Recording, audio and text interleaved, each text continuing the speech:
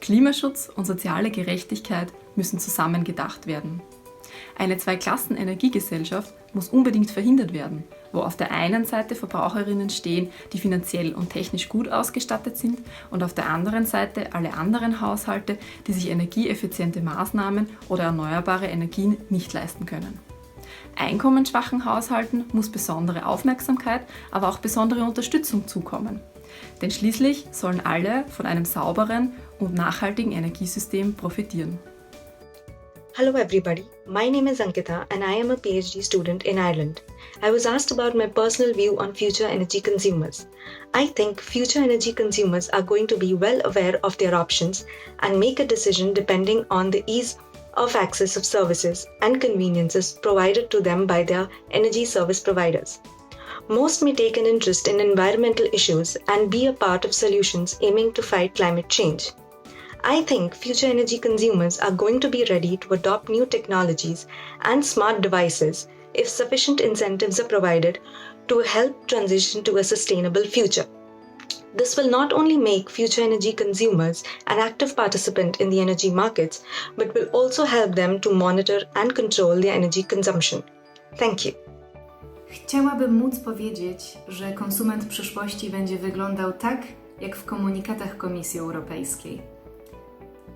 Jednak przyszłość zależy w dużej mierze od europejskiego i krajowych prawodawców, od regulatorów rynku energii, od inwestorów i w bardzo dużej mierze również od nas, konsumentów. Od tego, jakiego rodzaju dostawcę energii wybierzemy, czy zdecydujemy się sami ją produkować, jeśli mamy taką możliwość, czy też na jakiego rodzaju usługi będziemy stwarzać popyt.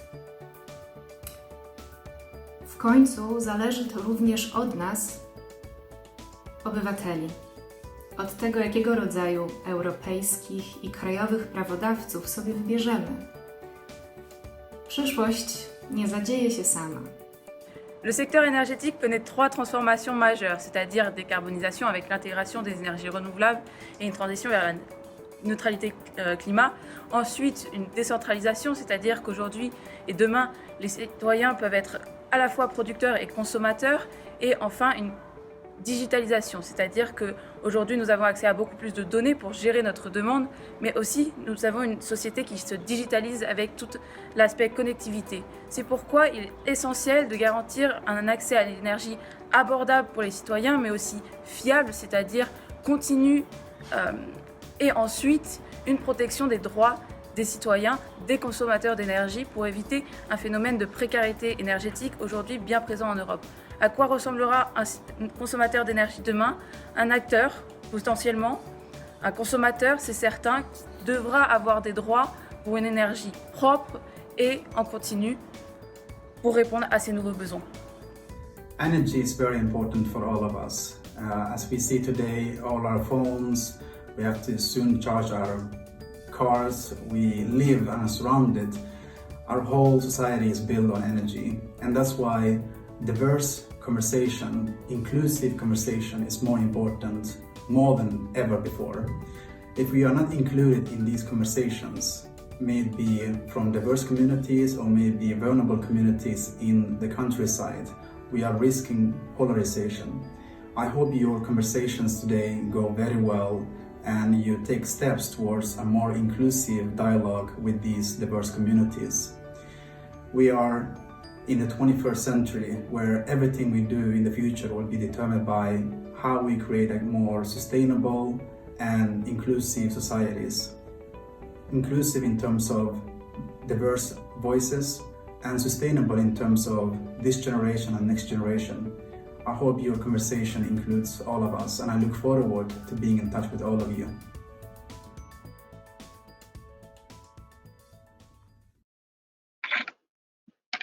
Hello, thank you to all and welcome to all to our first virtual consumer conference, CEER Consumer Conference. So this is really the first time, and of course we regret that we cannot meet as usual physically, but nonetheless we thought that we could turn this challenge into a chance and have a very interactive session and meeting with all of you, and we are very glad that we already have such a lot of participants connected here. So thank you, and we welcome this.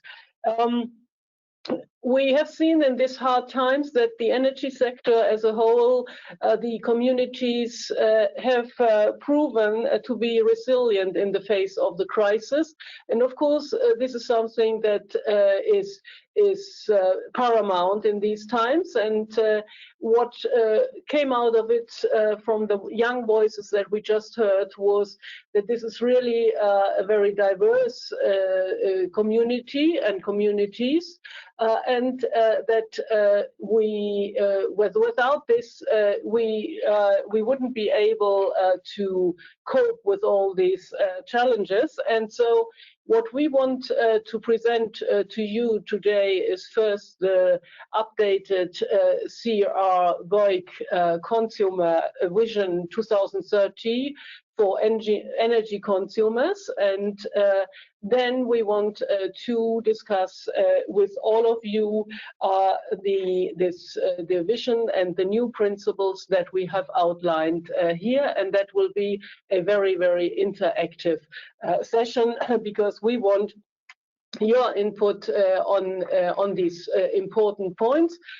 To ensure that consumers are empowered and, so to speak, future-proof to the new situation that was described by the young voices, without losing, however, the past achievements in terms of consumer protection. So that's the important message that I want to say here in this opening remarks. And we have the chair of our consumer group, retail market group, Anva Dash-Nilsson, who will be the chair and moderator also of the second session. And we have the vice chair of the group, Natalie McCoy, who will start presenting together with Monique from BEUC the updated vision. And then, as I said, there will be enough space to interact. And of course, I also welcome very much a member of the European Parliament. And we will have, I think, a very diverse dialogue and hopefully also very inclusive, because I see a lot of new, let's say, participants to this, like Adeline and Dragos. And then we will see the variety of views, and I'm sure we can find a very good balance and a very good basis for the future discussions. And this is a starting point of a, let's say, consultation process, further process, at the end of which we want to have the principles that we are going to present, let's say, put more flesh on those bones, and that's the challenge that we will have. And with this, I would now hand over to Anva Dash-Nilsson, please, also for some housekeeping rules. Thanks a lot. Thank you, Annegret, and a warm welcome also from my side. This conference is all about how consumers can become an integrated part in the energy transition without leaving anyone behind. And the joint CEER-BEUC vision is supporting this to a very high degree. But before diving into the substance and talking about the different principles in the vision and how to make those principles become reality, I would like to remind you all that after each session we will have a Q&A, and you simply write your questions in the chat box and we will get back to those questions after each session. This conference is also being recorded, and you are able to look at the conference after, maybe tomorrow already. We will upload it at the CR web page. Well, but to set the scene, we will kick off the first session with the presentation on the main features of the new joint CEER-BEUC vision for Europe's energy consumers. So I would therefore like to turn to Natalie McCoy. Natalie is the vice chair of the Consumer-Related Market Working Group. Please, Natalie, the floor is yours to present the vision.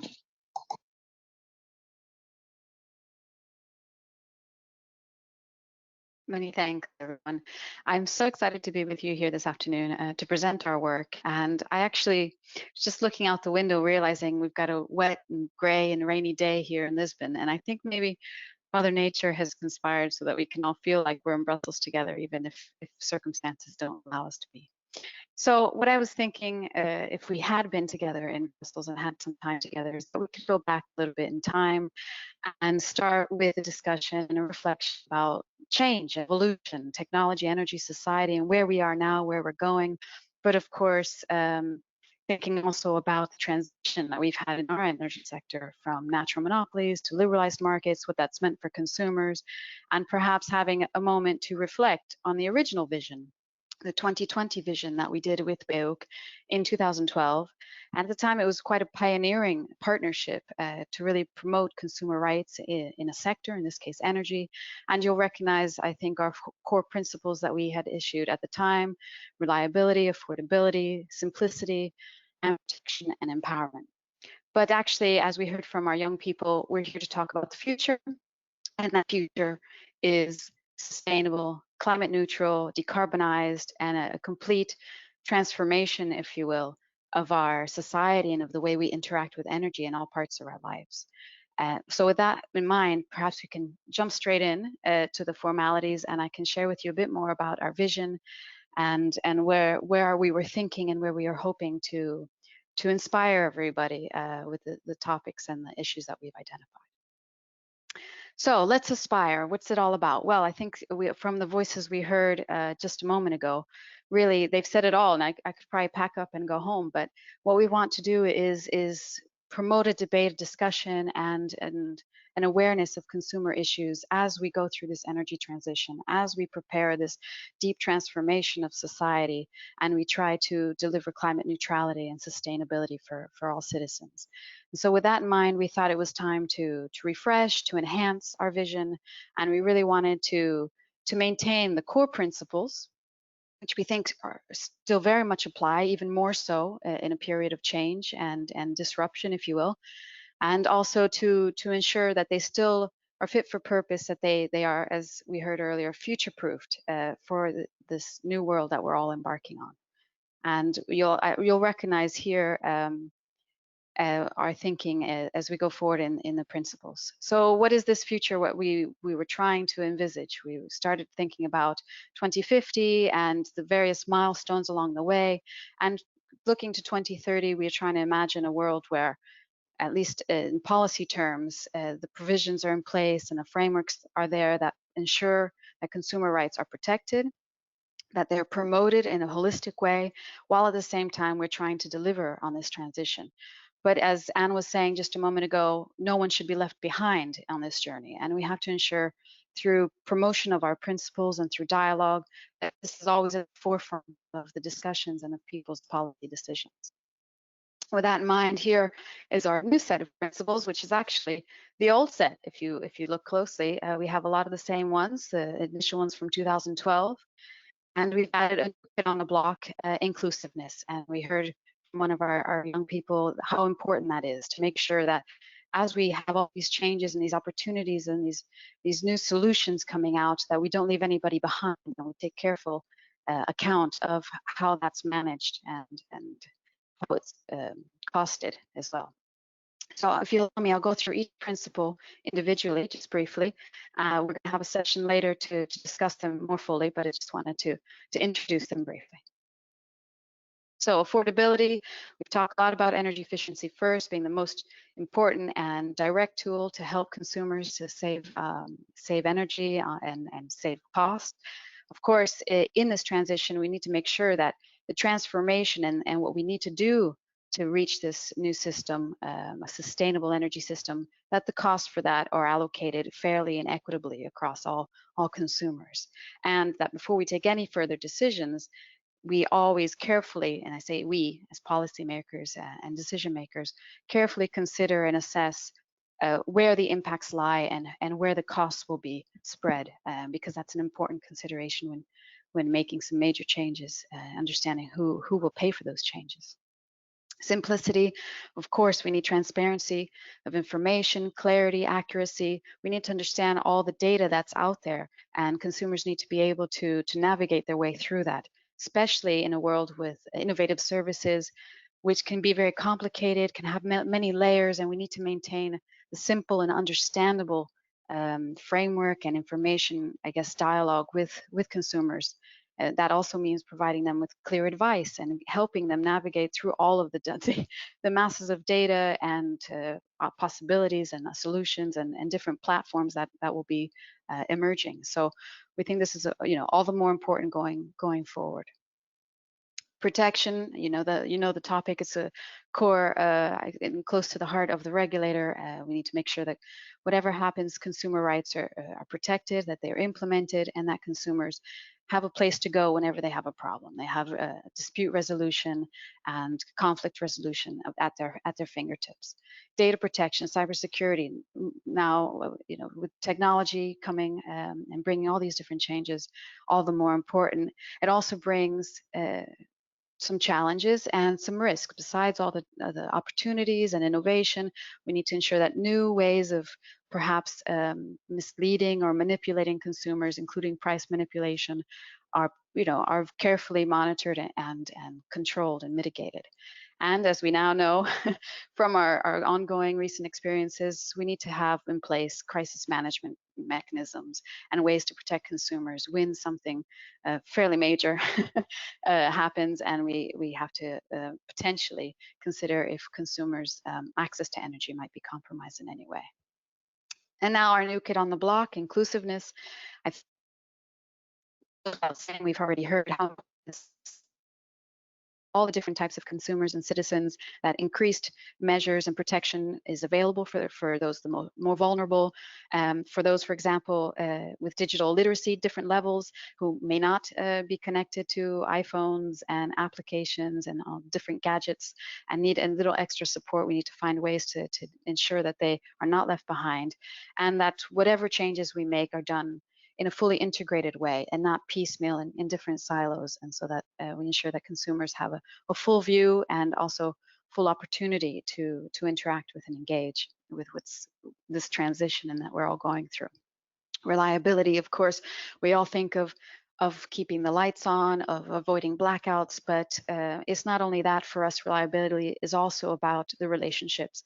It's the trust that you have with the energy companies, with the sector and with markets, and making sure that consumers feel that they can trust in what they are being told and how things work, and that they have some guarantees about, as we know, the access to energy, which is such an essential service for modern life. Last but not least, we have empowerment, and here it's about ensuring that the rules and the tools are in place that allow consumers to engage. If they want to join in the transition, and we very much have to bring them on board, as we heard from a young person, this will not happen without all of us.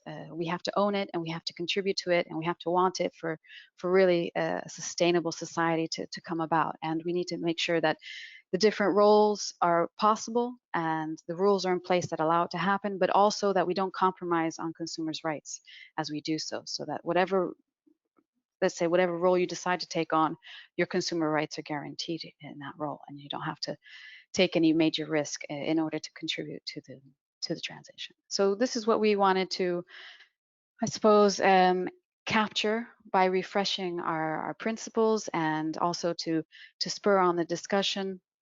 We really hope to continue with you to work out how to get this done, and how we can deliver both consumer rights and a sustainable society. And with that, I just hand over the floor to the next speaker, to Monique.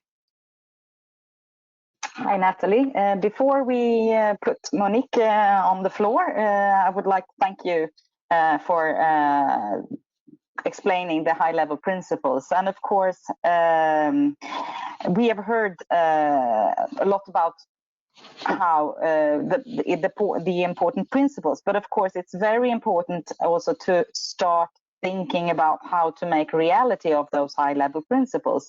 And here I would like to turn to Monique Goyens, who is Director General of BEUC. Monique, I think you have some thoughts already on how to make this happen, so I'll give you the floor now. So please. Thank you very much, and thank you very much to Natalie also for presenting those the high-level principles. And can I say how pleased we are as a consumer organization to have been able to work with CEER to really prepare those principles, and I'm really proud of this very ambitious vision that we have in common for 2030. So, of course, this is already the result of a long working process, but in fact, in reality, it's only the beginning, and we need now all stakeholders on board to be able to make this a reality for people. And let me just share maybe the same principles like Natalie explained them, but with a consumer touch on it. First of all, as Natalie mentioned, this vision builds, of course, on the previous one, but has much more focus on sustainability. And so if you want really to make the energy transition a success in terms of sustainability, you need to support the consumer by making the sustainable option the obvious option. And that I come back to that later. But also, what is even more, and to some extent even more important from the consumer perspective in the vision, is the addition of the principle of inclusiveness. Because energy is not just a product, or it's not just a service like in other consumer markets. It's not like a toy, a car, or a catering service, or an insurance. Everybody needs energy to survive. And that's why you need to be much more, and it's maybe the awareness has been raised much more since COVID than before. You need to organize an inclusive policy. And can I say this is also a question of social justice? And we have seen that the climate movement has been questioned by the Yellow Vest movement. And it is very important to try to combine both the sustainability, the green transition, and the social transition. Now, the previous vision, a 2020 vision, has been really having results because the clean energy package provides for clear consumer rights, more consumer rights, and also better participation of consumers in the energy transition. But the job is not done yet, and we still need to now go to the next level, as you would say in a famous video game. And the vision here, from the consumer perspective, it would be consumers should be able, by 2030 at the latest, if possible, to be able to heat or cool their homes in a comfortable way with sustainable energy that is affordable and simple to manage. That's the sentence that summarizes it all from our perspective. Easy to say, easy to pronounce, but much more complicated to, of course, put into reality. And let's face it, the road will be very bumpy, and the journey will still be very long. Because when you look at how today's homes are being fueled or heated and cooled, a few are, of course, pioneers. A few consumers have heat pumps, they have solar panels, but most homes are still being heated or cooled by fossil fuel, cheap, easy, and supported by decades of traditions and infrastructure. At the same time, 34 million of consumers, 34 million, it's 3 times the population of Belgium for the Brussels-based people, are still struggling to heat their homes even safely, and they really need to be included in a much better way. And what is also very important, and it's a reality check that we need to have, because everybody, let's say in the EU bubble or in the energy bubble that we are maybe today in this online event, is excited about active consumers and smart system integration and the flexible consumer and prosumers. But let's face it, the majority of consumers are not aware of the energy that they consume, and they are not aware of their impact, the impact of their way of heating on the environment, and they don't know about the solutions or are afraid of investing in those 2 solutions because they think it's too complicated. So the challenge is really, how do we overcome, certainly when it comes to heating, consumer inertia? How do we make them move in order to take up the energy transition? How can we be inclusive, and how can we raise consumer awareness? Because one thing is sure, if you really want the energy transition to be a success and go towards decarbonized energy or heating and cooling, you need consumers to change their attitude. You need consumers to invest into the renewable energy sources. You need consumers to provide their flexibility. And how can you do that? First of all, as Natalie also mentioned, prioritize energy efficiency. That's a no-brainer. The less energy you need to heat your homes or to cool your homes, the better it is for the environment and for your wallet. And that's a very important argument to use with consumers. That also means that you need to raise awareness of people. They need to become much more aware about their energy consumption and what they can do, sometimes with low-tech solutions in order to reduce their energy consumption. You need to have available, reliable advice. That's not the case for the moment. And also reliable providers of alternative solutions. And you need to have access to finance. And that is something that is very important, because the hurdle that is the financial investment that needs to be given, that needs to be overcome, is not only there for low-income consumers. Even more affluent consumers are hesitating to invest because it is not clear how long the return on investment will be. And can I give you my personal situation, just to make it very real? I had an offer for a heat pump. It cost me 23,000 euro. I will never recover that over my lifetime. So why should I do it if it's only for the money that I would do it? So there needs to be much more financial incentives and solutions in order to make it possible for consumers and attractive for consumers to go for the sustainable option. Now, as I said, sustainable option must be the obvious choice. This is about make it simple, make it easy, and give the right price signals. For the moment, the taxation that is applicable makes renewable electricity more expensive than fossil fuel energy. So that's not the right price signal. You really need to integrate the externalities linked to fossil fuel energy into the taxation. Last point that I would like to make at this stage is about inclusiveness. So Natalie again also mentioned the need to be including not only the energy poor. And there I would really like to say it is very important that any policy or legislative initiative makes a distributional impact assessment. What is the impact of that measure, not on an average consumer or an average household, but on different segments of households, the low income, the more vulnerable consumer, or the less vulnerable. And the digital literacy is a very important element. And there I would like to say it's about connectivity. Not everybody has a very well functioning connection, as we have seen with Natalie a little bit earlier, and while Portugal is a very well connected country. But it's sometimes about literacy, meaning people do not necessarily understand how the system works. And there I would like to make a very important point, because I know sometimes people telling me, oh, this is a question of generation. Next generation will be digitally literate.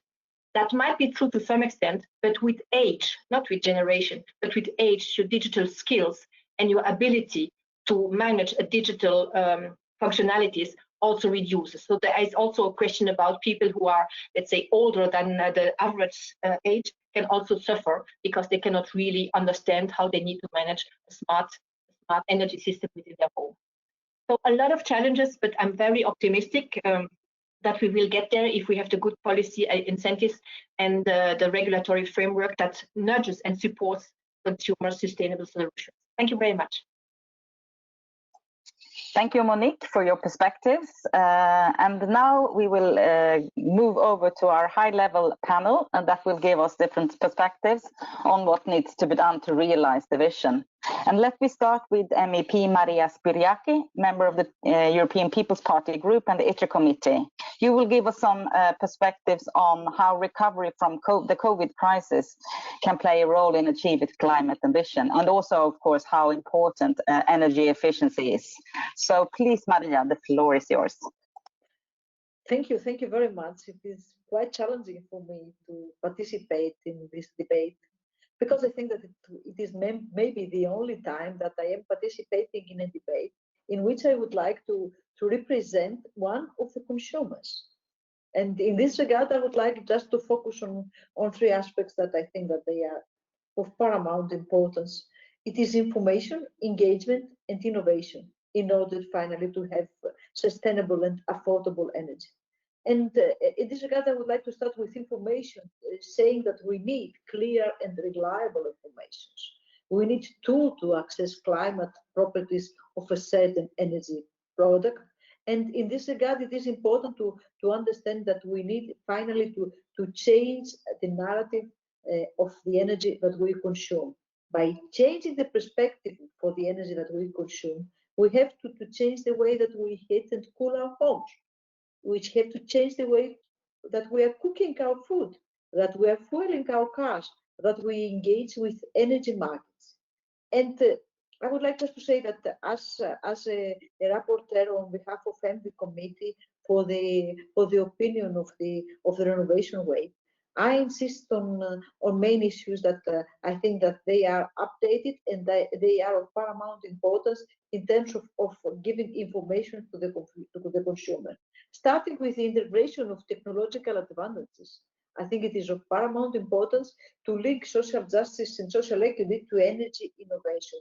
In this regard, I think that we have to give some kind of exams in order to understand how this approach can work. For example, as a result of engaging technology, the buildings could transform for consumers to producer of energy. This is of high energy efficiency, reduced energy costs for households, integration for e-mobility, and systemic benefits for the stability of the grids. For this example, I would like to add that, for instance, if we have energy consumers and we have a new kind of buildings, then we can establish outlets for charging. Then we can also have some kind of exchanging energy in terms of a building block. Then we can have prosumers, and at the same time we can reduce the cost. And of course, I think that one of the main issues that we have to put on the table is the way that we have to tackle energy poverty. As you maybe know, the new strategy for energy for building innovation that the Commission has already published last week include the inclusion of building sector in the ETS. How should we use the inclusion of building sector in the ETS? It is important to understand that we can provide some kind of funding within the ETS to the national system, to the member state system, in order to tackle the energy poverty. And of course, it is important to understand, by this regard, we are trying to facilitate financing. One of the main key points that I would like to touch, because access to finance, especially for householders that they are suffering of energy poverty, is a major issue. It's of paramount importance. One of my close to heart examples that I use in this regard is one of the best practices that the so-called Juncker plan used in the IL in Paris. They create a special purpose vehicle in order to facilitate energy renovation of the buildings, and during this time they provide the proper funding, and they provide the proper technical assistance to the householders that they were suffering from energy poverty. So it is important to take into account and to take on board a lot of best practices that they are now in various pipelines. The second one issue that I would like to tackle is how can we finally introduce the new kind of materials in order to reduce the so-called embodied CO2 footprint, embodied energy consumption, and at the same time facilitate the growth and jobs in the local areas. In this regard, I think that by putting some kind of energy performance standards for the existing buildings and including circularity in these energy performance standards, it will finally facilitate the circularity of the materials, and it will finally facilitate the establishment of jobs and growth, especially in SMEs that they are working in local areas. And one of the third issue that I would like to focus on is the affordability of the energy that we use. It is important to know that EU taxonomy is a kind of the legislative frameworks, and it is the main of the legislative frameworks. It is the main of the legislative instruments that we have in order to increase funding and leverage in terms of having investments by tackling climate change. EU taxonomy could be one of the instruments that will be used in a renovation way in order to increase the amount of money that we have available. We have also to say to the member states, and not only to the member states, but also to the regional and local authorities, that it is time to have a real additionality in terms of EU funding. We can use recovery and resilience facility, a part of it, of course. We can use also a part of new MFF, multi-annual financial framework. We can use also the loan facility that the EIB has available, and we have to engage also the private sector. In this regard, we will have a huge amount of money for renovation wave, on which I strongly believe that it could be the main and maybe the first of the allow me to say the first of the fit and proper instruments in order to tackle the hard consequences of the pandemic that we are facing right now. With this, I would like to conclude with a very, very short, allow me to say, vision concerning the buildings that we can have in 10 years. In 10 years, our building could be, with the instruments we have available, remarkably different. Buildings could be microcosm of more resilient, greener and digitalized society, operating in a circular system by reducing energy need, waste generation and emissions at every point, and reusing that is what is needed. The roofs could be, and walls could increase the green surface of our cities and improve the urban climate and biodiversity. Within the walls, buildings will host smart and digitalized applicants, providing real-time data on how and when energy is consumed. And of course, we have to have in this building recharging electric vehicles like bikes, cars, and vans. In residential office buildings will be a common experience complementing the public acceptable charging infrastructure. Many of us, the Europeans, could be prosumers, producing electricity for self-consumption or even for selling it back to the grid. Fossil fuels could gradually disappear from heating and cooling, and we finally proceed with tackling climate change. But for this, we need information, we need funding, and we need best practices to adapt. Once again, thank you very much for your attention. Thank you, Maria, and thank you also for taking the time during the Parliament plenary week.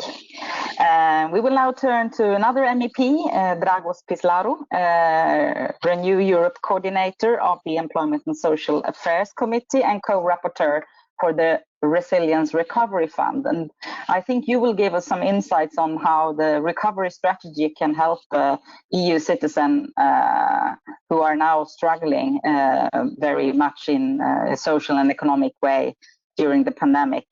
So Dragos, please go ahead. Thank you very much for the invite. It's actually very nice to attend events that are actually projecting the vision of tomorrow. And I will congratulate CEER for that. I would actually try to just highlight a couple of points. As a co-rapporteur on the Recovery and Resilience Facility, I expect that, I think that you expect me to talk about money, but I will start actually by insisting a little bit on the situation that we are actually having right now. Politically, both the Parliament, the Commission, and I would say also the Council have actually started a major transformation in Europe. So we have actually exited a period of the malaise, of inertia that culminated actually with the Brexit. So we are right now in a historical moment at European Union level where we would like to show leadership and show that the transformation that we are putting forward are actually in the benefit of the citizens. And all the MEPs that are pro-European in European Parliament are actually, more or less trying to advocate that we are witnessing something that can actually change for the better the life of the citizens. Now, if you go at grassroots level, especially if you have a journey in the vulnerable areas of Europe, you will see that this narrative, unfortunately, does not reach that particular areas. Au contraire, I would say, what is overwhelming there is fear. Fear that we are actually, with this Green Deal thing, we are going to increase the cost of living. Fear for entrepreneurs that the regulations would actually not allow them to be as profitable as in the past. Fear, an overwhelming fear of change, of new, of something that would actually impact in their lives in a bad way.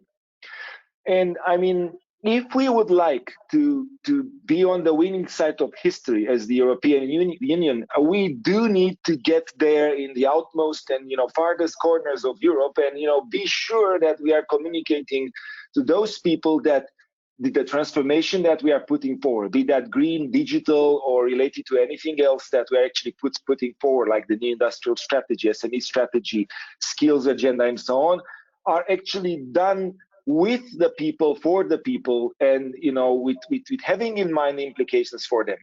And indeed, if you look at the distributional effects that we have to take into account, and I'm wearing my economist hat right now, we need to be sure that the vulnerable categories of citizens in Europe will not be actually hit harder, actually in times of pandemics and after that. Why I'm saying that? Because apart from the fact that we need to invest, and this is obviously a component that we need to discuss about the budget and the MFF, and the RRF and so on, and all these acronyms, we need to do some major reforms in Europe. And I'm actually delighted that I can talk here at the Conference of Regulators, because this is not only a European regulation thing, it's actually a member state regulation as well.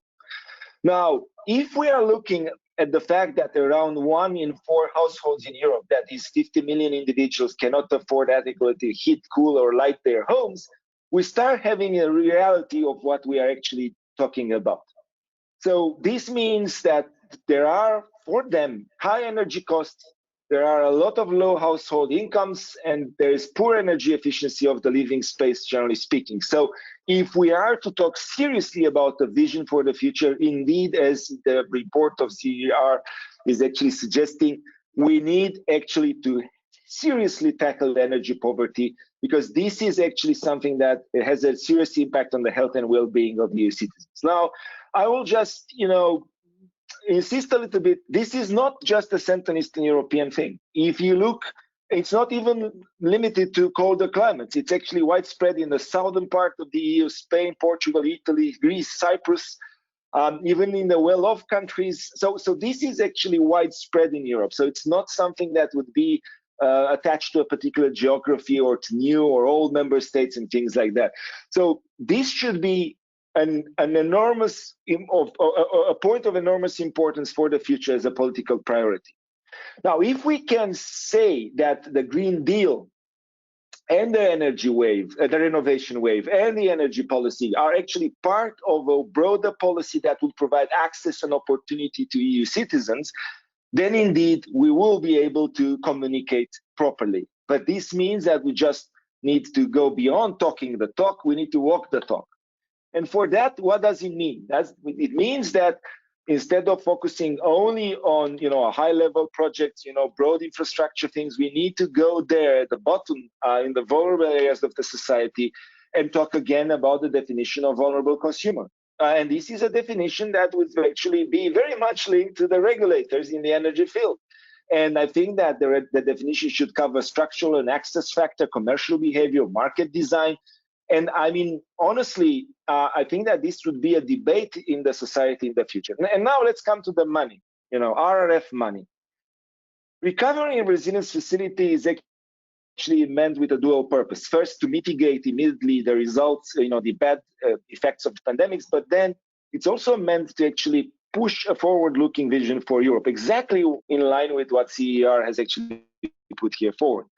But it has two components, and that's actually very important to understand. It has the reform component and the investment component. And the reform component is actually crucial in order to be looking at exactly the kind of things that we are looking right now. So just with innovation and investment and private projects that would actually be better financed, we are not going to tackle that. We need to focus on reforms as well. We need to understand what is actually the way in which we can, have differentiated financial aids for energy in order to achieve the objectives that I'm making. When we talk about social tariff and enforcement mechanism, what can we do about it? What can we do about the people that are actually, they have troubles or barriers in actually connecting to the grids? What can actually be, facilities or fiscal incentives to the private sector to involve in developing energy micro networks in non-electrified areas? My colleague Maria has actually mentioned about prosumers and so on. So these are things that are, you don't need to wait for Europe to actually define, the regulatory framework on that. You need to act at member state level and the regulator level. And I was so glad seeing that in the vision provided by CER, we have that there.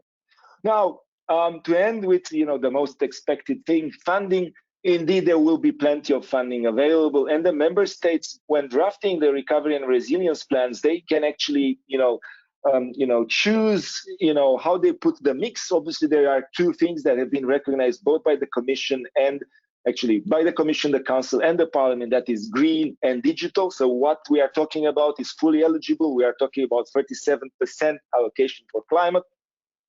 But what is actually very important is that the Parliament position, and that's the file that we are working to finalize right now, is suggesting that we need to be careful about some other things like social cohesion, for instance. And in saying that, we would like to see that the principle that was put forward by Ursula von der Leyen, do not leave anyone behind, it is actually applied when talking about the transformation in Europe.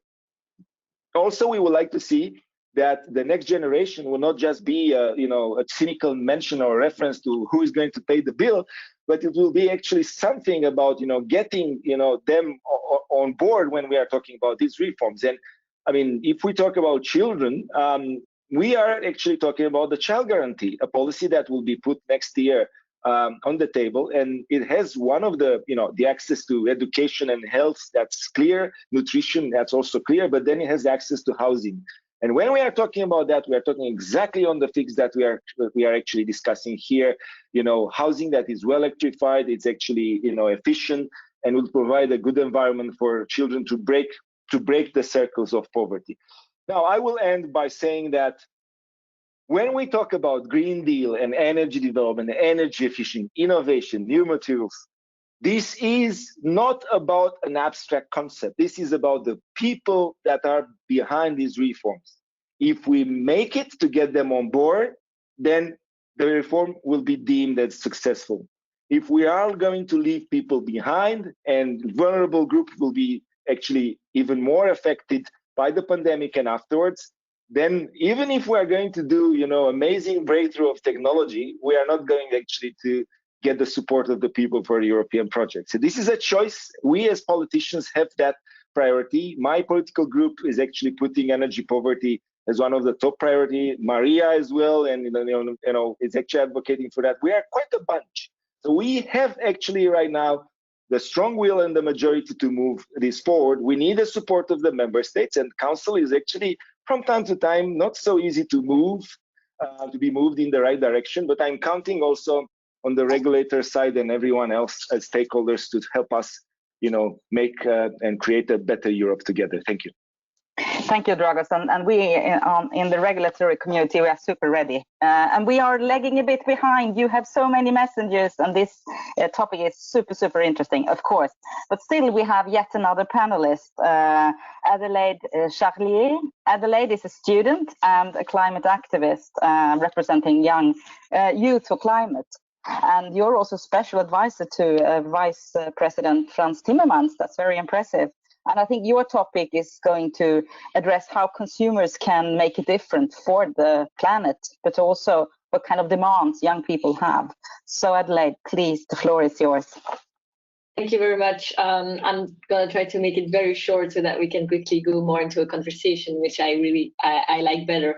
I would like to start with a reminder of the urgency, because of course we have moved forward and Europe is taking big steps, but we are still far from where we should be. Maybe just reminding that in 2030 we will already reach the 1.5 degree target, so we are lacking a bit behind, and that is why youth are still in the streets reminding our European leaders that we have to start moving faster than even what is in the Green Deal. Talking now about also the fear of citizens, because of course citizens are looking of their everyday life today, how they have to take care of, okay, this energy, how do they pay for it, etc. We have to make sure that we also pass the message that this transition is very positive. This transition is going to be a win for us, not only because we have to save the environment and because thousands and millions of people are already touched by the consequences of climate change, but also because it will actually cost us less to pass through the transition than to actually do nothing or to be too slow. It was proven that if we do nothing starting from today, it will cost us 5% of the world GDP to pay for the consequences of climate change, while if we act fast enough, we can only pay with 1% of our world GDP. And then the role now is more like, okay, there is the citizens' role and our leaders' role. At least that's how I see it. And so as citizens, I think most of us are ready. We are going to be actors, like the youth already said at the beginning of this panel. And we are going to be, we need a conversation. We need to talk. We need, like we are doing here, we need to be able to be included in this dialogue and in this conversation to see what the demand is. The role of our politicians, of you all mainly, is that you really need to give this alternative to citizens. It needs to be there because this is also to make it fair. And we talked, I heard most of you talking about that, and that's very important. This transition needs to be fair. It needs to include every single citizen. And for that, you need to give a fair alternative, which means that the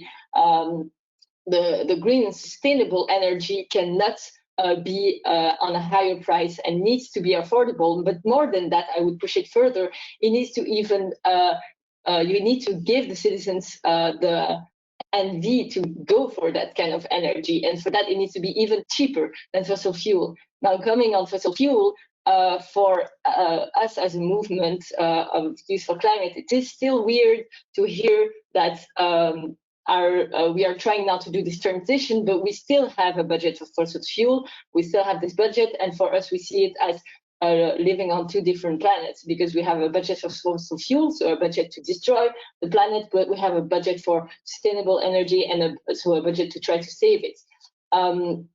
So for us, that's completely incoherent, and there are two different budgets, that one trying to save another one, and for us, that means you only have you can only have one budget to save the planet, which does not include, in our eyes, fossil fuel energy. And there are many ways to pay for this transition. Like I said already before, it's going to be actually cheaper than if we don't do it, or if we do it too slow. There is this recovery plan. Are we going to put it on in the transition? Are we going to include this money into transition? Yesterday, I was in a meeting with the Prime Minister of Italy, and I asked him, you are the first one that is going to benefit from this recovery plan, which makes sense. Of course, Italy was very affected by the coronavirus, but now will you put this money into the transition? This is very important for us, because it's again about putting your budget into the saving the planet and not destroying it. I heard something about tax speculations and other things. You all have solutions. We have to start using them today to be able to finance this. And maybe I wanted to touch on one last aspect. It is about human rights, and it's about international human rights that also actually is included into energy. I was in Brazil less than a year ago, in the Amazon forest, where I met now my best friend Anita. She's a young climate activist, but She's also an indigenous young girl, and her village has been destroyed. Her village has no more access to the biodiversity that they had, so they cannot live there anymore. They had to live further in the Amazon forest, and that was because a dam was installed too close to their villages. So that was the Belo Monte Dam in the north of Brazil, next to the Xingu River. And this dam is actually a hydroelectric dam, so very positive for clean energy. But actually, it was destroying the biodiversity of the Amazon forest. It was killing cultures, it was killing villages, and it was pushing away this human right aspects. And so it's very important that as European, we include this in our policies. We also integrate the international aspect, and we make sure that we respect cultures and biodiversities that are actually then saving also our planet. The Amazon forest regulates our climate. It is 20% of our oxygen, and so we have to make sure that we include that in our policies, and that we conclude now the human rights aspect into our policies. So that was it for me, and then we can start the discussion. Thank you very much. Thank you, Adelaide. Very interesting and a very good perspective with the human rights, I think, and the conflicting interest where we maybe have clean energy, but other interests as biodiversity and people's fundamental rights might be invoked. So that's something we didn't think about when we wrote the vision, but that's still very, very important, of course. We are unfortunately, I'm looking at my watch now, we are unfortunately running on overtime, but and we received only one question in the chat box, and a very tricky one, I think, on how to make sure that through taxes, polluters pays, but the vulnerable customers does not end up paying the total bill in the end, those who are not able to move to new technologies. But I'm actually not allowing anyone to start discussing and diving into those questions. I think the good thing with this whole vision and the discussion debate that we have started, and that already started, of course, is that this is not the single moment where we are going to discuss the vision. We will, of course, have the Commission also. They have this event, the Dublin Forum. I hope we will have some young voices there as well, because I think it's very refreshing to listen to young voices, but we will still have the possibility to discuss more. So unfortunately, the time is not on our side. So I thank every one of you in the high-level panel, and we will now move into session 2, where we will listen to more in-depth reflections on the different principles, but and of course we have the possibility to, you have as the audience the possibility to write questions in the chat box, and hopefully we'll have some more time to respond to those. I would also say that some messages here in the second half of the conference are pre-recorded. But the panelists are here live during the Q&A, and also with some representatives of the organizations if they are not able to do that. So to set the scene here in the second session, we will listen to a presentation by Professor Linda Steg from the University of Groningen. And Linda specializes in environmental psychology, which I think is a very, very interesting topic. And you are going to address the topic on what motivates consumers to accept to act sustainable. And I think that's the $100 question. So over to you, Linda, and your presentation. Thank you very much. And I'm very happy with the previous presentation, because that saves me time, because there were some very nice and interesting points being mentioned. So I'm an environmental psychologist, and one of the things that we study is what motivates people to act sustainably and to support all kinds of policies that would promote sustainability. And oftentimes when I ask audiences, what do you think motivates people most? People come up with reasons like money, at least mostly self-interest. People want to do things that are profitable or pleasurable to them. But fortunately, there is more that motivates people. And if you look at the general level, you see that there are 4 types of general goals that people strive for in their lives. And two of them are indeed more focused on self-interest. As hedonic values, that means that people strive to have pleasure, to reduce effort. And egoistic values, which means that people want to enhance their resources. That can be money, for example, or status, anything that brings you further in life. And generally, what we see is that the more strongly people endorse hedonic and egoistic values, the more they focus on their self-interest, the less likely they are to act sustainably, because in many cases, acting sustainably is somewhat more costly or effortful. But not always. If you would reduce energy use in your home, you would save money as well, for example. And cycling on a sunny day, for me at least, is more pleasurable than sitting in a car on a sunny day. But like I said, these are not the only things people value in their life. People also strongly endorse altruistic values, and that means that they are concerned about the well-being of others. And it can be close others, but also distant others. Like we heard in the previous presentation, people can also care about people, for example, in the global south that might suffer from climate change. And the fourth type of goal that people strive for in their lives are reflected in biospheric values, and that means that people also care about nature and the environment, and the more they do so, the more they are likely they are to act pro-environmentally. So stronger altruistic values and particularly stronger biospheric values imply that people act more pro-environmentally, more sustainably over and again in many different situations. And importantly, this is not only true for our part of for the richer part of the world, but also in developing countries, many people care about nature and the environment. And the more they do so, the more likely they are to act pro-environmentally. In some studies, we even found that people among the poorer populations, the biospheric values are even more strongly endorsed than for richer people. So this is not something that we can only care about when we have our basic resources being fulfilled. Many people care about nature and the environment as such.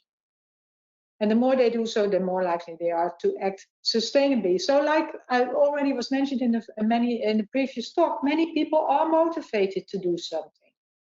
But what we generally see is that people underestimate the extent to which other people care about other people and the environment. So in general, people believe that they more strongly endorse altruistic values and that they more strongly endorse these biospheric values than other people in society do. So, and this can be problematic because it can demotivate people to take action themselves. Because if you think that you're the only one taking action, your own contribution might seem futile. And this is not only what we see among the general public, also when I give these type of presentations for policymakers, they oftentimes underestimate the willingness of people to act on climate change or to help solve environmental problems. They also underestimate the level of public support for all kinds of policies. Well, there might be different reasons for this. I can only speculate about it now because we didn't study it systematically yet. But one thing that might be is that in the media, there's a lot of attention for the bad things, for the negative. And if someone is protesting, I can give an example what happened here in the city that I live. There was a yellow vest movement. There were like 5 people at the Central Market, and it was all over the media. And 5 people, that's about nothing, right? And the interesting thing that you see now is that people are also protesting to demand more forceful environmental policy. And I think that is interesting because mostly people are motivated to demonstrate or to take action because they're anti something, not because they want something more. Now, the final thing I want to say, and that's just echoing what was already mentioned in the previous presentation, you might say, well, if people care so much, why don't they do more? Well, that is because the systems in which we function, the environments, the context in which we make our choices is not always supporting, let alone promoting sustainable choices. So if you want to promote sustainable action, don't only look at the consumers, Many other actors have to play a role as well, because they offer the products and they create the context in which we consumers, citizens, make our choices.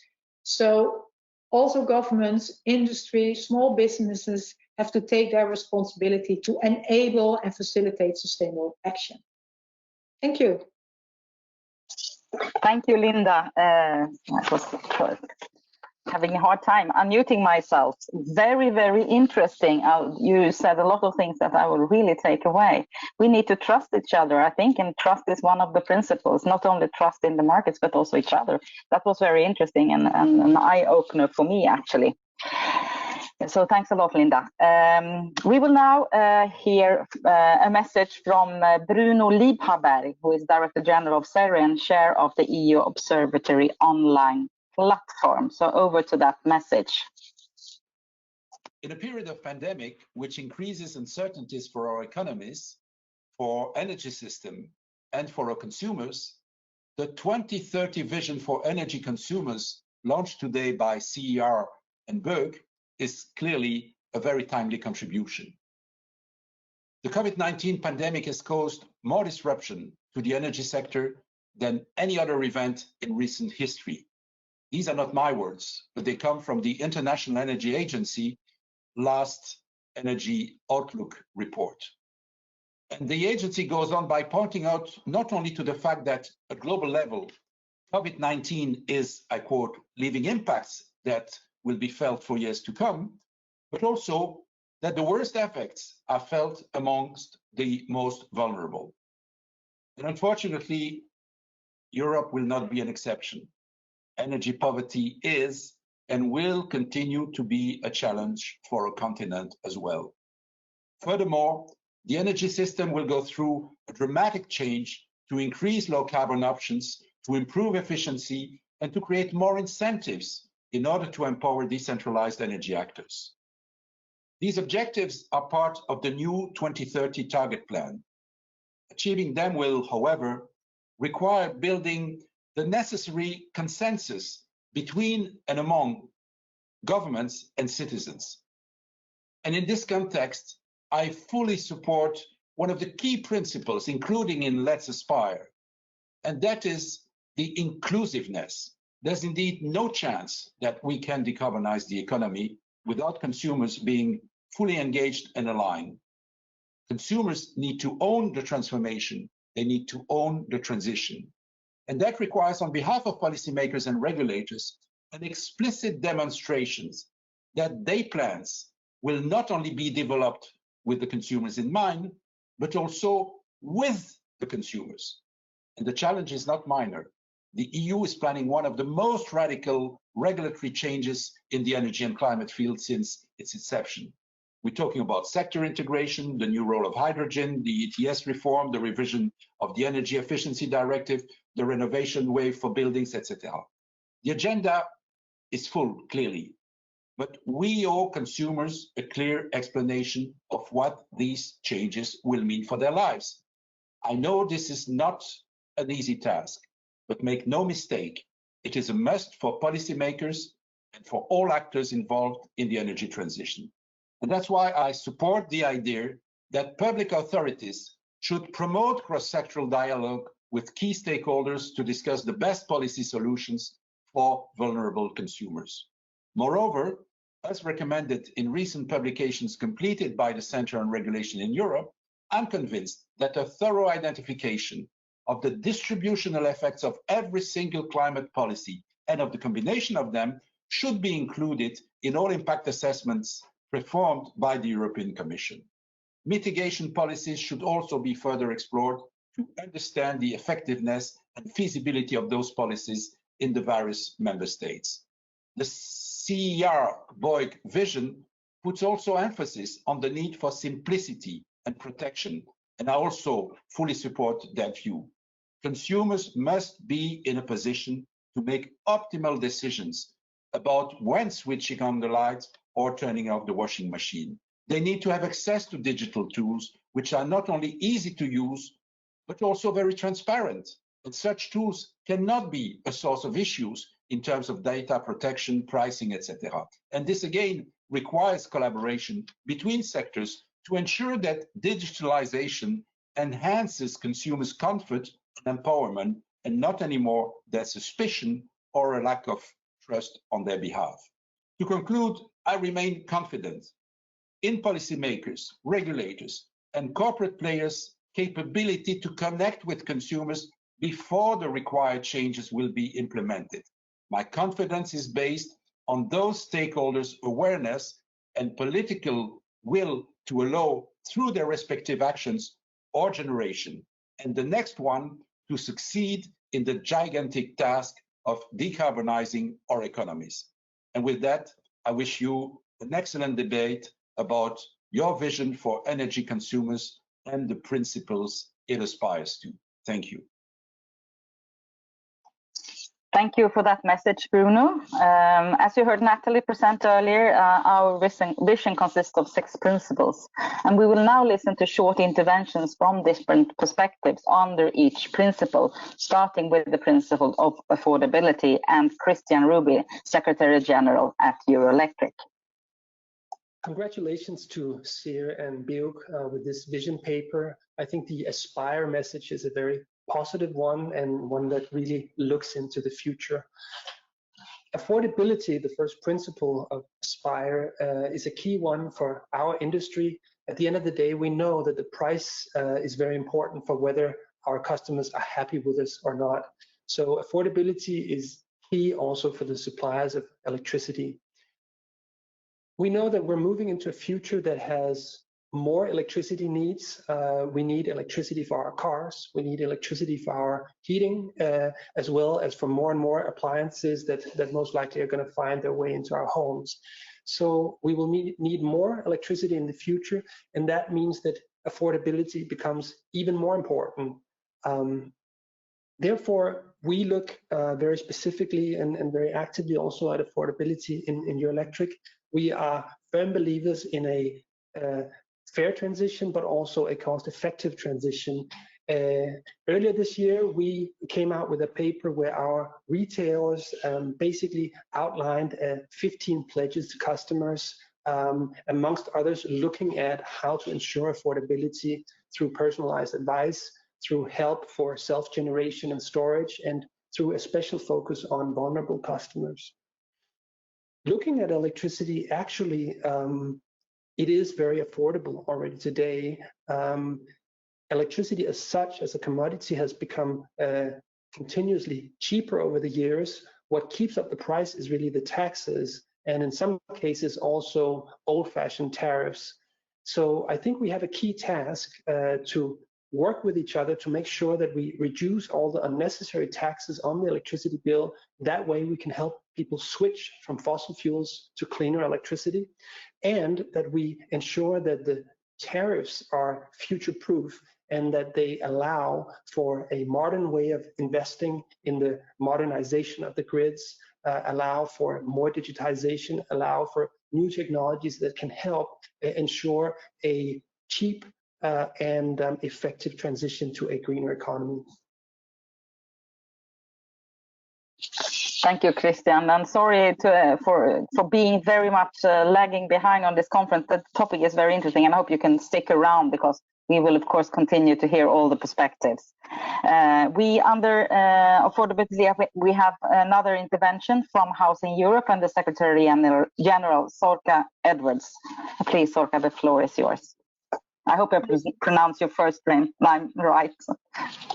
Thank you. Thank you very much, and thanks for the invite for Housing Europe to join this session run by CEER and BEUC on this vision for energy consumers. I think it's very important, as we are all dealing with actual problems, to also take a step back and look where we need to go. So our core mission, as you know, is the provision of access to affordable and adequate housing as something that is really vital to allow people to take part in society. However, as we also know, it's increasingly impossible to de-link this central mission from ensuring at the same time access to affordable energy, whether that is to avoid underheating or overheating for basic necessities, but also, and especially we see following this pandemic, for connectivity with the community and with education, health and services. I think we're going to be exploring over the next couple of years a world where people spend more time at home. And even if we do have a universal vaccine, we've all discovered that it's in fact easier to do a whole lot of more things from home than we thought. And if that is the case, instead of a home being occupied half the time by half the household, we might find that our homes are very heavily occupied for much greater periods of time. The implications of this are yet to be clear, but of course, there will be a clear need for light, space, digital and social connectivity, and they will become even more critical. So the term adequate housing or adequacy will take on a new meaning, and the implications for the energy supply are clear as well. So by 2030, we must be aiming for a future where access to efficient homes, but also to green energy, as well as the new possibilities of local production, become an affordable and practical option for everyone, not only for those who have the luxury to experiment. And because of this, because affordable energy and indeed affordable living is at the core of our mission at Housing Europe, we are happy to see that some of the local frontrunners, when it comes to this, are indeed local social cooperative public housing providers. Many of those are front runners in optimal energy efficient homes. And we're happy to see that this is indeed reflected in the European Commission's Renovation Wave announcement of a new initiative called the Affordable Housing Initiative. And what we hope to be able to ensure in our work is to ensure that the policies aimed at the decarbonisation of the built environment, which are vital for our common future, but we hope that they do not leave consumers, citizens, people behind, but ensure that their access to green affordable homes and green affordable energy, two of the basic requirements to take part in society and lead a productive life. Thanks a lot. Thanks a lot, Sorka. We will move directly into the next principle, that is simplicity. And here we will listen to Frauke Thies, Executive Director at Smart N. Congratulations and thank you very much to CER and BEUC for this extremely relevant publication and very important principles that you've worked on. And the one I've been asked to speak about, simplicity, of course, is a crucial one.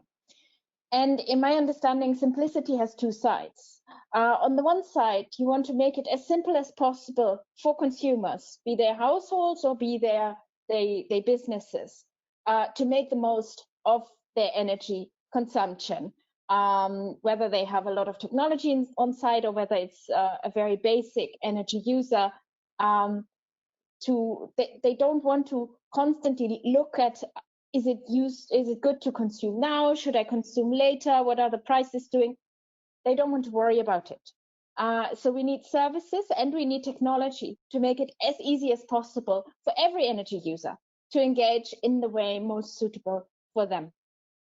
But then there's the second side, and that is that it should also be as simple as possible for consumers to choose the right offer in the first place. And that means that that consumers need information and access to the diversity of different service offers and technology possibilities that are available, but also transparency and the possibility to compare. And I think you're making very important points in your paper, in your principles about what is needed to achieve this. And I would like to highlight that in the first place, of course, what is needed is a framework and environment in which innovation can take place, in which these services and these technology offerings can evolve. So open markets, market access for the new solutions, market access for the new service providers and offerings that often drive the market forward. But there are a couple of other ones. Of course, the technology, the basic possibilities need to be there. Consumers need the right meter to be able to support the various service offerings. And another crucial one is interoperability, that whatever technologies, whatever energy devices I have on site, I can engage in the different offers and I'm not trapped into a particular track. So these are some of the important elements. There are many more, and I think many more important and interesting ones are being worked on. Just to name, for instance, the digital passport for buildings that is currently being discussed in the European Commission, looking at also potentially quantifying the way a building or a household is able to engage with the energy system. And there are many other ideas on how to make it easier, but also more transparent and accessible for consumers to engage.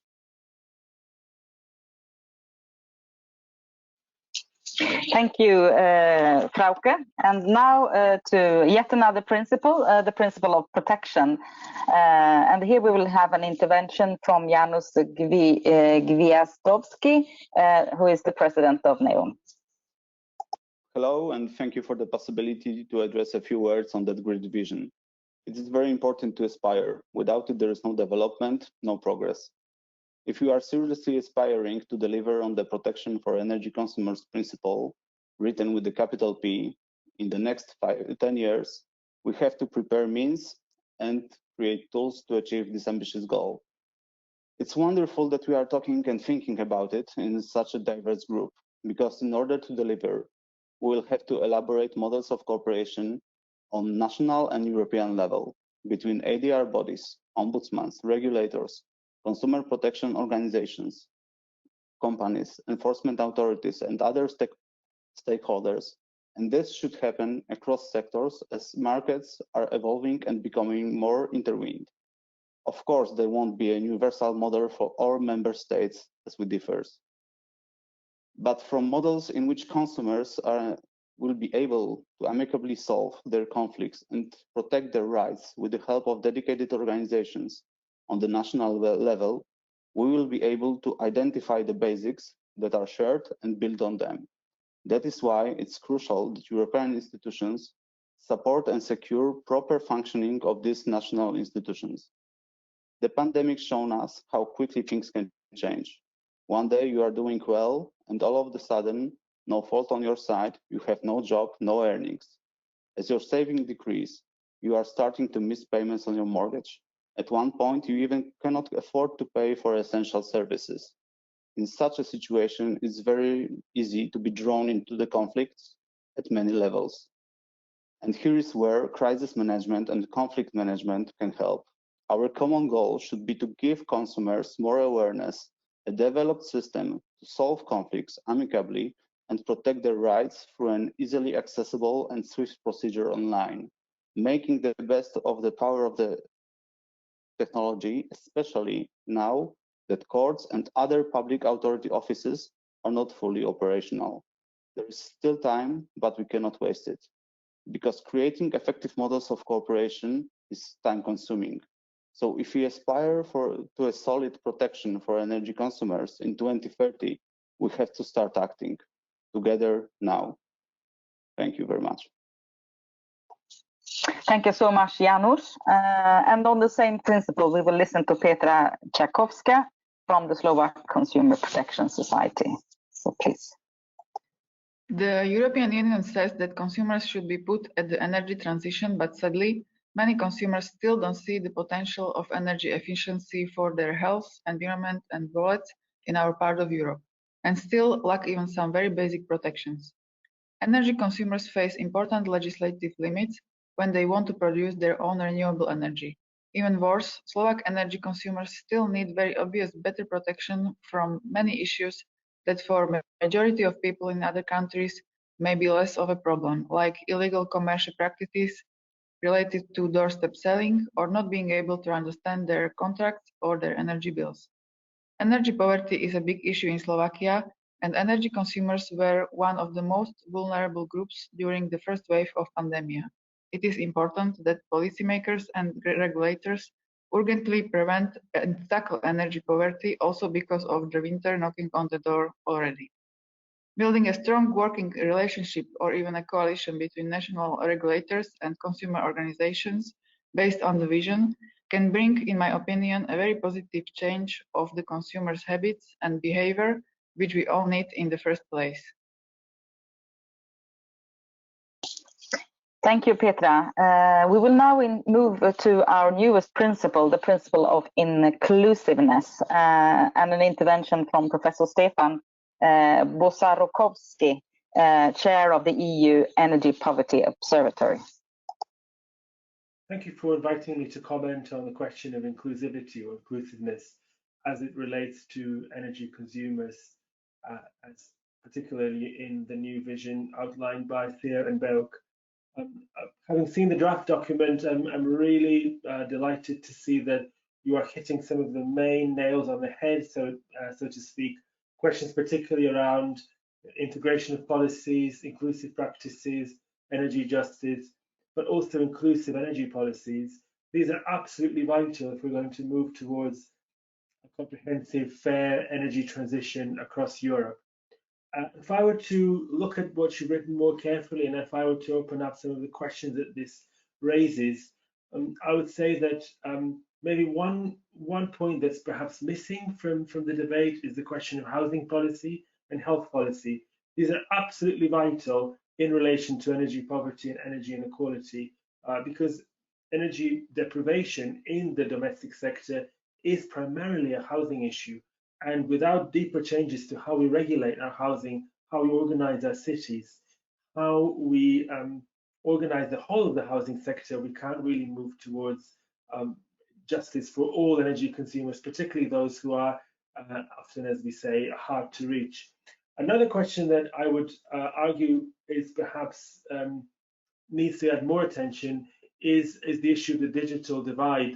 You talk about increasing consumer education and information, but I think particularly on this point, what we really need is a lot more resources to support vulnerable consumers, resources in terms of where those have been withdrawn as a result of local policies or austerity, resources that are provided collectively to address the energy divide.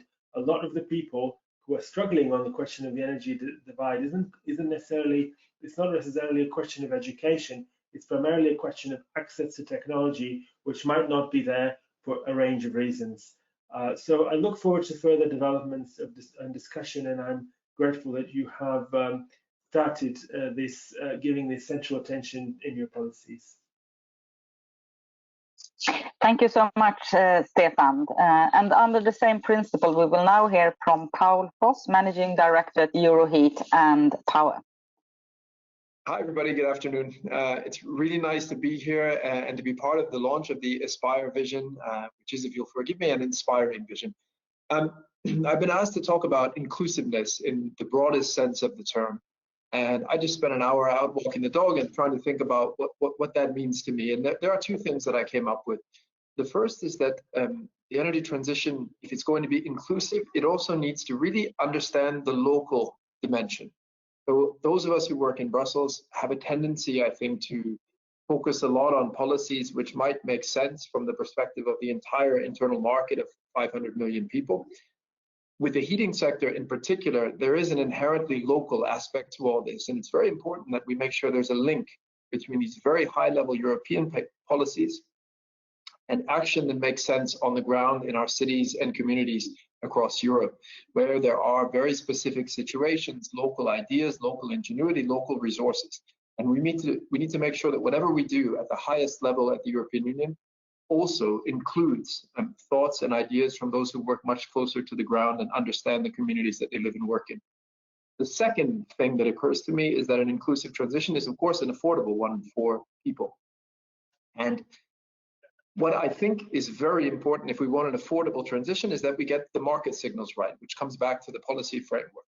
We cannot ask individual people, ordinary people, to take individual responsibility for making all this happen on their own. People need to be guided in their decisions, and a sustainable, environmentally responsible choice also needs to be an affordable choice. And we can help make sure that happens if we build an appropriate policy framework that incentivizes good behavior, energy efficiency, clean energy use, and discourages the things which won't help us to get to the destination, which I'm sure we all agree is our end goal. So thank you very much, and I'm really looking forward to the rest of the day. Thank you, Paul, and thank you for your perspectives. Now we are moving to another principle, and actually to two principles, reliability and trust. And we will hear now some messages from Kirsten Glenham, who is Senior Sustainability and Projects Officer at EDSO. Thank you very much for the introduction and for the invitation to come and speak with you today. Indeed, I come from EDSO, also known before as EDSO for Smart Grids, that some of you might be familiar with. We've scrapped the smart grids because we believe that it's no longer a question smart grids has for many of us become something that we're familiar with. It is an indispensable tool for the energy transition, an energy transition that we in ETSO believe starts locally and with the consumer at the center. During the past 10 years in which ETSO has existed, and also even before, the relationship between the distribution system operators and the consumer has evolved quite a bit. And it's a relationship nowadays that many other players are envious of. It's therefore very important to us in EDSO to safeguard our relationship with the consumer and protect the consumer as well, but also to empower the consumer to live up to their full potential in the energy transition. That is, empower the consumer who is vulnerable and needs help to manage the energy bill, or to empower the consumer who is the first mover and has installed solar panels on the roof and has an electrical car in the garage. We want to enable them to live up to their full potential and drive the energy transition where they live, because we remain committed to the fact that we want to lead the energy transition and to serve the consumer in doing so. Thank you so much for your message, Kirsten. And under the same principle, we'll now hear from yet another perspective, and that's James Watson, who is Secretary General at Eurogas. Thanks very much for the invitation to take part in this very interesting conference that CEER are running on the customer. And indeed, the customer is at the heart of everything that we do in Eurogas.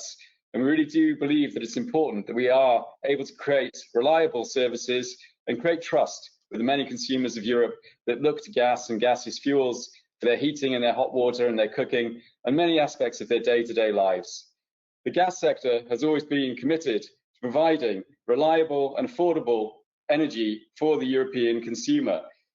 Of course, we provide a lot of energy for cooking, for heating, and for hot water, so that many people of the European Union can take advantage of the benefits that gaseous fuels offer. Of course, we're also committed to supporting the consumer with detailed billing information and also with increasing amounts of services to make sure that people have the best quality service that they can expect from their providers. As we go through the energy transition, we'll be seeing increasing volumes of renewable and decarbonized gases coming into the gaseous fuel mix. And then it will be important that consumers know how much renewable and decarbonized energy they're actually consuming and using. We therefore support a strong system of certificates that can be verifiable and provide the correct information for consumers to know exactly what they're getting. We believe that this is a great way of making sure that we will be able to keep public support for the energy transition and at the same time provide affordable energy for the people of the European Union. I'm looking forward to discussing more on these themes with you in a minute, and have a great rest of the conference. Thank you. Thank you so much for your message, James. And finally, we will move to the principle of empowerment. And first out here is Dirk van Sintian, who is president of RESCOOP. RESCOOP EU is the European Federation of Citizen Energy Cooperatives. And there are more than 3,400 of them across Europe. We welcome the renewed strategic vision of CEER-BEUC for the European energy consumers. We share with them the principles of affordability, simplicity, protection, inclusiveness, and reliability. And the last principle is empowerment of the consumers. And we now go into an interesting phase. Over the past years, the European institutions have gone through a process to revise all the energy directives, and the Clean Energy for All Europeans package. And actually, for the first time, they consider us not only as a consumer, but as a citizen who becomes active. These directives, they give every citizen the right to produce, sell, share, store a renewable energy. So a consumer can become an energy citizen. And we as energy cooperatives, as energy communities, we are a safe place where these active energy citizens can become active. So we are the ideal Aspire places for them. Thank you, Dirk. That was a bit of That was ad, I think, but also on empowerment, of course. But last but not least, we will listen now to Martin Salamon, who is Chief Counsel at the Danish Consumer Council. Empowerment requires a level playing field for companies and active energy consumers. We need players with new services and competitive prices. The energy markets are, as we know, not the consumer's first choice for engagement.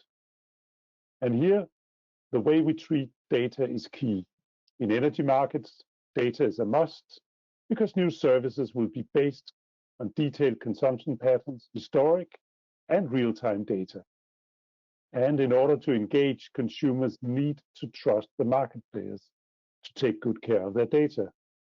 Consumers must be sure that the data is accessed only by agreement and that they are used only for agreed purposes. And here we know DSOs are faced with at least two obstacles. Firstly, being the neutral facilitator is new to the DSOs. It can be really hard to treat data for the competitors in the same way as they treat data for their own service provider. We need to see clear divisions between monopoly and competitive parts of the energy companies, and we need to see increased oversight from the regulator. And secondly, being in the data business is new to the DSOs.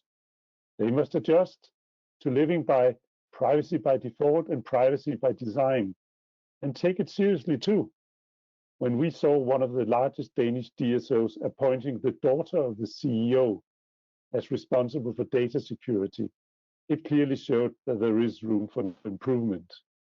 Luckily, she took a job somewhere else after the uproar that followed. Data is king in the energy sector, and we need to see close cooperation between the energy regulator, the competition regulator, and the data regulator to ensure that consumers are well protected and markets become competitive. Thank you.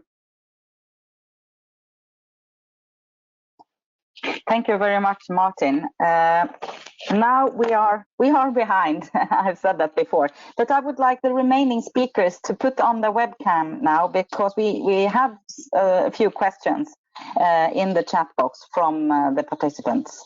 So if you have been a speaker, you can just put on your camera. There were quite some tricky questions, I guess. The problem is, of course, how to engage consumers in this green transition. How can they become an integrated part? And we had one question that was linked to this, I think maybe linked to what we heard from Adelaide Charlier earlier. The youngsters, the young people, they are quite involved, but how can families and sort of middle-aged people get more involved in the energy transition? I think you can raise your hand and I can give you the floor maybe. Who would like to take that one?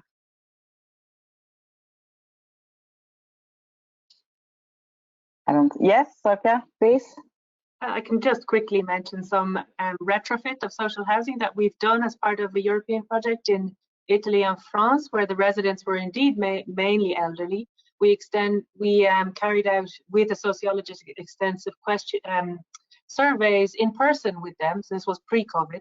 And actually the surprising outcome was how much of a motivation it was for them, the climate crisis, which was actually not an expected outcome. So it is actually in line with the keynote speaker today, that we cannot underestimate how driven people are to be involved, and not also the ones which are not out on the street demonstrating, but actually in their homes.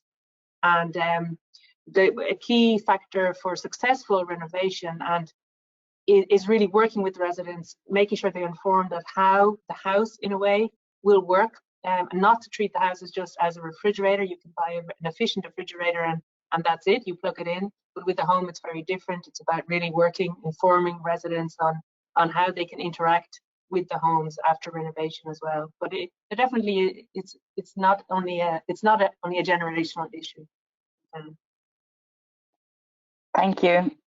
Instead of sort of wrapping up the conference, trying to replicate what everybody said, or wrapping up what everybody said, and as I said, we will come back, of course, to this vision, and also very important how to make this vision, how to make actions of the principles. That's the most important thing, I think. The principles are important in themselves, but I think that the most important thing that we have to take on, the challenge that we have to take on, is how do we make this more tangible? How do we take this into action? And that is actually my question to all of you, the remaining panelists. So maybe if, I don't know if it's Sebastian at Euroelectric, if you could maybe in a couple of words, very short, and then I go to James, and then I'll take the others that are still around. So please, yeah. Euroelectric. Yeah, sorry, and so good morning, this is Gabriel. I didn't catch your question, sorry. So how can we take the vision into action? What's your advice in a few words only? Yeah, well, on our side, on the Euroelectric side, we've been very active on engaging consumers into the energy transition. I would maybe only refer to what Christian Ruby already said earlier.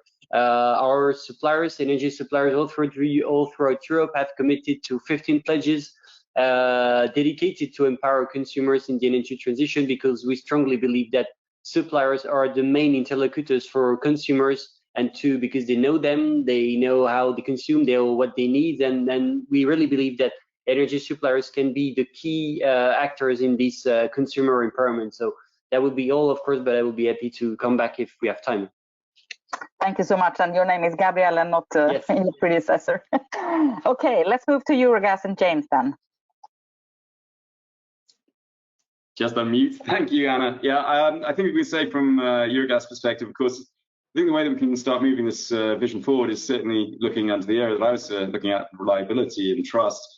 Certainly providing information in the gas sector as we move forward with providing more renewable and decarbonized gases. I think it would be good to provide more information and options for consumers to make sure that they know exactly the volume of renewable and decarbonized gases they're using, and also what opportunities they have to take advantage of those services that go with those new gases. So yeah, from our point of view, I'd say in Eurogas that we're very keen to make sure that the consumer has the right information, knows exactly what they're buying, and that ultimately they can indeed take part in the energy transition using gaseous fuels and getting the services that they want provided in a timely and efficient manner. Thank you. Thank you. We'll move down to you, Kirsten, EDSO, your perspective. Thank you very much. Maybe one thing that has not been mentioned is also that many of us operators, we don't have the answers to everything yet. So to involve the consumers in the design phase, I think is also very important. And here, especially Horizon 2020 has played a big role for us in it, as a chance to engage with the consumers and bring them in from the early stages of bringing in new technology. Thank you, Kirsten. Maybe new on Janusz.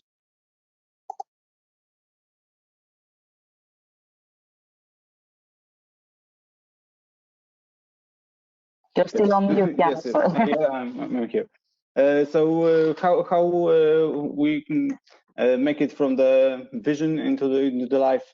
As I was saying before, I think that we should start from the national level, gain some experiences, try to create models on the national level. To do this, for sure, we will need also some support from the European institution, because as all of us know, the ADR directive was not entirely ideally adapted into all member states. So the support should focus on the maintaining and getting the best functioning that is possible from the national ADR bodies, regulators, other consumer protections authorities. And I think this is the way from the national level to European, of course, bearing in mind the main policy, but we have to start from the national level, I think. Thank you. Thanks, Stefan. I move now to thanks, Janusz. Sorry, I move to Stefan. That's what I would say. Energy Poverty Observatory. Please be short. We are on overtime. Thank you. No, I just one thing maybe that hasn't been brought up is the role of other stakeholders, particularly local authorities, I think have a really huge role to play. We see lots of very good practices happening at the local scale and that are just not really visible, that get buried somewhere in the municipality, and we just have to bring these out and have a better sense of what happens across different governance actors to engage consumers, because I think already lots of really good things are happening, we just don't know about them necessarily. Thanks so much. We move to the Energy Council in Denmark. Martin? The Consumer Council, sorry.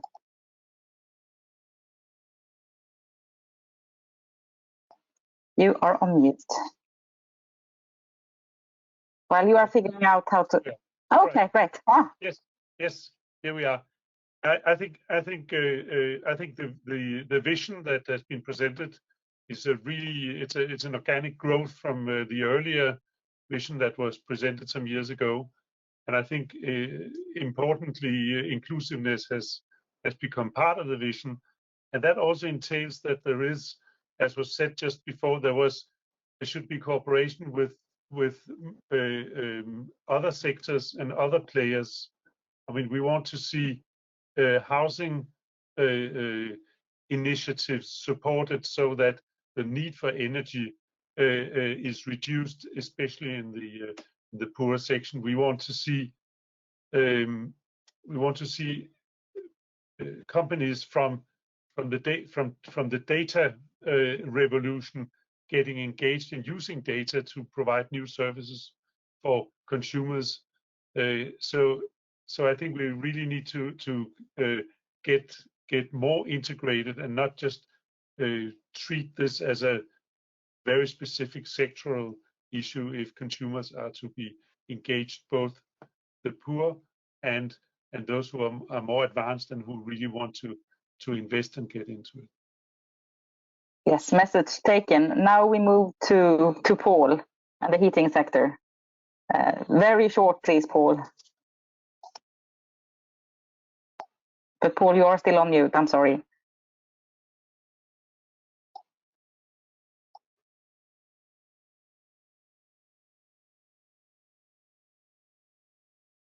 Maybe we can take. Okay, go ahead. That was difficult.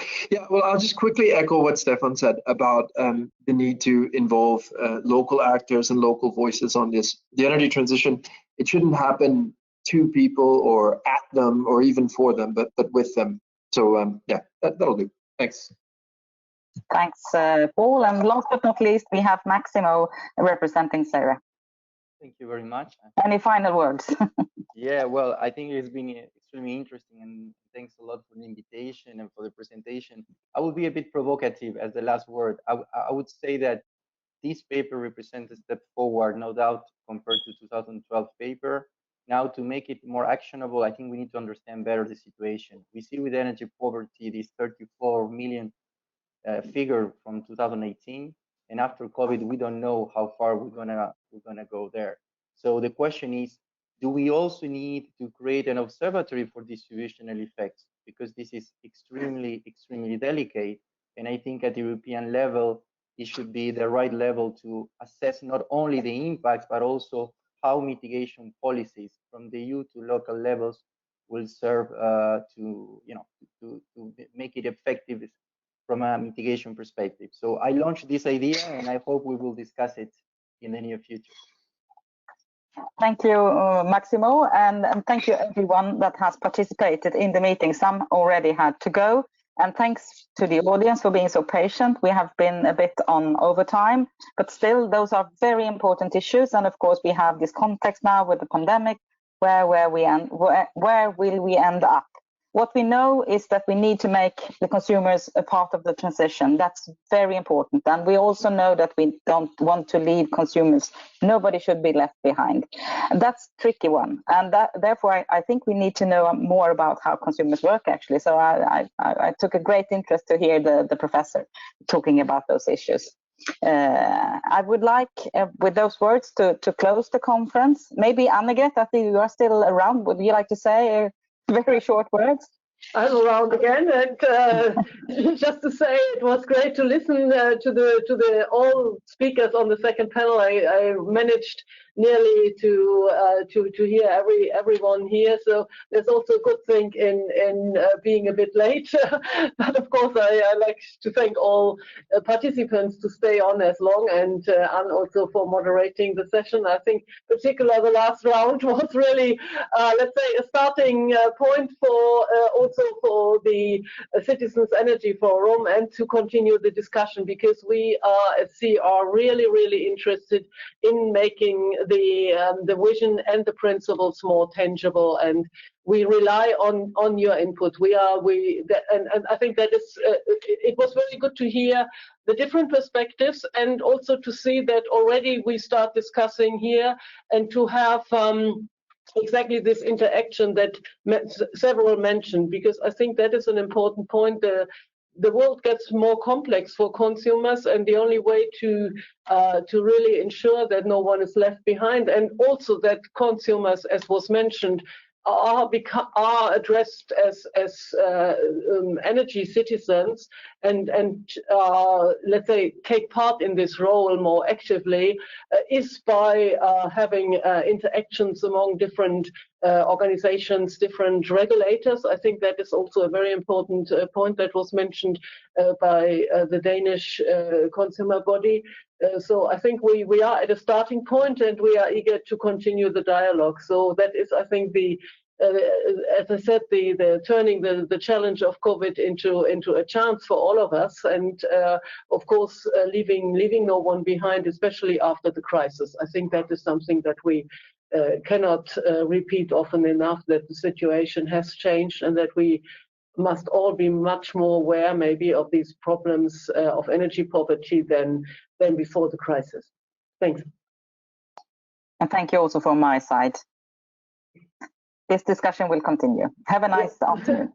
Have a nice afternoon. Thank you. And you. Bye-bye. Bye-bye.